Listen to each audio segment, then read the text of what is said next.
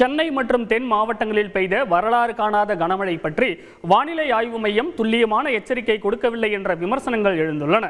இதுகுறித்து துறைசார் வல்லுநருடன் நான் நடத்திய கலந்துரையாடலை பின்வரும் தொகுப்பில் பார்க்கலாம். டிசம்பர் 4ஆம் தேதி சென்னை, செங்கல்பட்டு உள்ளிட்ட வட மாவட்டங்களை மிக்ஜாம் புயல் புரட்டி போட்ட நிலையில் தற்போது தென் மாவட்டங்களில் கொட்டி தீர்த்த அதி கனமழையால் இந்த மாவட்டங்கள் வரலாறு காணாத பேரழிவை சந்தித்துள்ளன.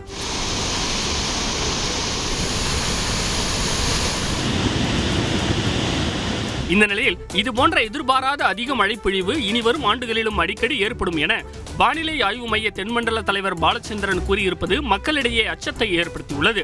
காரணம், காற்றழுத்த தாழ்வு மண்டலம் அல்லது புயல் எதுவும் உருவாகாமலேயே வெறும் வளிமண்டல சுழற்சியால் மட்டுமே காயல்பட்டினத்தில் 95 சென்டிமீட்டர் மழை கொட்டி தீர்த்துள்ளது. சென்னையில் ஏற்பட்ட வெள்ள பாதிப்பிற்கும் தற்போது தென் மாவட்டங்கள் மிதப்பதற்கும் எல் நினோ, இந்திய பெருங்கடலில் நிகழும் இருதுருவ செயல்முறை, மேடன் ஜூலியன் அலைவு ஆகியவையே காரணம் என்று சொல்லப்படுகிறது. இது ஒரு பக்கம் இருக்க, இதுவரை இல்லாத வகையில் மிக அதிக மழை பெய்யும் என்பதை வானிலை ஆய்வு மையம் முன்கூட்டியே எச்சரிக்க தவறிவிட்டதாகவும் விமர்சனங்கள் எழுந்துள்ளன. டெல்லியில் இன்று செய்தியாளர்களிடம் பேசிய முதலமைச்சர் ஸ்டாலின், வானிலை மையத்தின் எச்சரிக்கை தாமதமாகவே கிடைத்ததாகவும் வானிலை மையம் எச்சரித்ததை விடவும் பல மடங்கு அதிக மழை பெய்ததாகவும் சுட்டிக்காட்டினார். வானிலை ஆய்வு மையத்தின் எச்சரிக்கை நமக்கு சற்றே தாமதமாக கிடைத்தாலும் அதில் அளித்துள்ள அளவை விட அதிகமாக மழைப்பொழிவு ஏற்பட்ட சூழ்நிலையிலும் தமிழ்நாடு அரசு முன்கூட்டியே பல்வேறு முன்னெச்சரிக்கை நடவடிக்கை எடுத்திருந்தது. முன்னதாக திங்களன்று வானிலை ஆய்வு மைய தலைவர் பாலச்சந்திரனிடம் இது பற்றி எழுப்பப்பட்ட கேள்விக்கு அதி கனமழைக்கான ரெட் அலர்ட் தாண்டி வேறு எச்சரிக்கை எதுவும் இல்லை என கூறியிருந்தார். நீங்கள் சொல்கிற மாதிரி 95 சென்டிமீட்டர் 65 சென்டிமீட்டர் என்று குறிப்பாக ஒவ்வொரு வருஷம் கொடுக்க முடியாது. 21 சென்டிமீட்டருக்கு மேலே எதுவாக இருந்தாலும் சிவப்பு எச்சரிக்கை. ரெட் அலர்ட்டுக்கு மேலே ஒன்றும் இல்லை. ரெட் அலர்ட் என்பது ரெட் அலர்ட், அவ்வளோதான். இது பற்றி பொன்னேரி உலகநாத நாராயணசாமி அரசு கலைக்கல்லூரி இயற்பியல் துறை தலைவர் பேராசிரியர் சாமுவேல் செல்வராஜிடம் பேசினோம். இவ்வளவு அதிக மழைப்பொழிவுக்கு என்ன காரணம்? ஏன் இதோட தீவிரத்தை முன்கூட்டியே சொல்ல முடியல? ஒரு முறை கார்பன் டை ஆக்சைடு அளவு அதிகரித்து வெப்பநிலை கூடும் என்றால் 7% மேகத்தினுடைய கொள்ளளவு, அந்த holding capacity of water vapour, நீராவினுடைய ஏற்றுக்கொள்ளும் திறன் 7% அதிகரிக்கும்.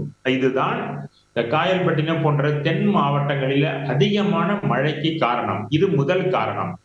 இரண்டாவது காரணம், அந்த மேலடுக்கு சுழற்சி யுஏசி அதிக நாட்கள் அந்த பகுதியிலே நின்று கொண்டிருந்தது. இவைகள் ஏற்படுவதற்கு அதிகமான வெப்பநிலை தான் காரணம். ஆக கார்பன் டை ஆக்சைடு அந்த அளவை குறைக்க வேண்டும் என்கிற ஒரு விழிப்புணர்வு நமக்கு அவசியம்.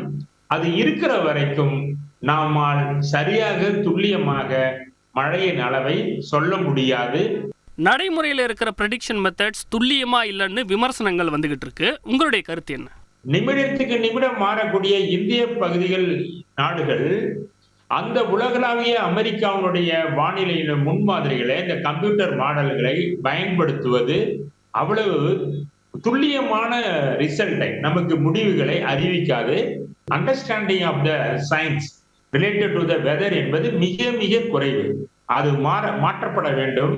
அது மாறினால் ஒருவரும் அமெரிக்கா பயன்படுத்துகிற அந்த கம்ப்யூட்டர் வெதர் மாடலை பயன்படுத்த மாட்டார்கள். என்னைக்கு கார்பன் டை ஆக்சைடு மதிப்பு எடுத்துக்கொள்ளப்படுதோ அன்றைக்கு தான் நம்மளுடைய வானிலை முன்மாதிரிகள், அந்த மாடல்ஸ் எல்லாமே நல்ல ரிசல்ட்டை கொடுக்கும். கடந்த 2022ஆம் ஆண்டு தாக்கல் செய்த பட்ஜெட்டில் தமிழகத்திற்கென்று தனி வானிலை ஆய்வு மைய கட்டமைப்பு ஏற்படுத்தப்படும் என்று அரசு தெரிவித்திருந்தது. இதற்காக முதல் கட்டமாக 10 கோடி ரூபாய் ஒதுக்கீடு செய்யப்பட்டிருந்தது. புதிய தொழில்நுட்பங்களுடன் கூடிய வானிலை ஆய்வு மைய கட்டமைப்பை உருவாக்கும் போது இதுபோன்ற புதிய சவால்களை சமாளிக்க முடியும் என்று நம்பலாம்.